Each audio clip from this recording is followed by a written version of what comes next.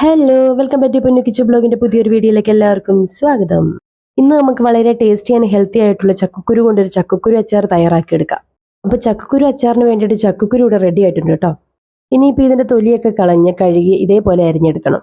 അരിഞ്ഞു വെച്ചതങ്ങ് മാറ്റി വെച്ച് ഒരു ചട്ടി എടുത്തങ്ങ് വെച്ച് തീ അങ്ങ് കൊളുത്തി ചട്ടി ചൂടായാൽ കുറച്ച് എണ്ണ അങ്ങ് ഒഴിച്ചേക്കണം കേട്ടോ. എണ്ണ നല്ല തിളച്ച് നിൽക്കുന്ന സമയത്ത് നമ്മുടെ കടുകിനെ അങ്ങ് ഇട്ട് കൊടുത്തേക്കണേ. അങ്ങനെ കടുകിന്റെ പൊട്ടലും ബഹളവും കഴിഞ്ഞ് കഴിഞ്ഞാൽ പിന്നെ ഇഞ്ചി ഇട്ട് കൊടുത്തേക്കണേ. കൂടെ വെളുത്തുള്ളി, എരിവിനനുസരിച്ചുള്ള പച്ചമുളക്, വേപ്പില ഇട്ട് കൊടുക്കണേ. പിന്നെ 2 ഇളക്കങ്ങ് ഇളക്കി കഴിഞ്ഞാൽ മുരിഞ്ഞു കഴിഞ്ഞാൽ പിന്നെ കുറച്ച് ഉപ്പ് അങ്ങ് ഇട്ട് കൊടുക്കണം. എന്നിട്ട് ഇതേ നമ്മൾ അരിഞ്ഞു വെച്ചിരിക്കുന്ന ചക്കക്കുരു അങ്ങ് ഇട്ട് കൊടുത്തേക്കണേ. നന്നായി പൊടിഞ്ഞു പോകത്തക്ക വിധം ഒന്ന് വഴറ്റിയെടുക്കണം. അപ്പം ചക്കക്കുരു ഏകദേശം ഒരു മയമൊക്കെ വന്നിട്ടുണ്ട്. ഇനി നമുക്ക് ഈ സമയത്ത് മുളക് പൊടി ചേർത്ത് കൊടുക്കാം. കൂടെ ആവശ്യത്തിന് അച്ചാർ പൊടി, കുറച്ച് ഉലുവപ്പൊടിയും കൂടെ ചേർത്ത് കൊടുത്തേക്കണേ.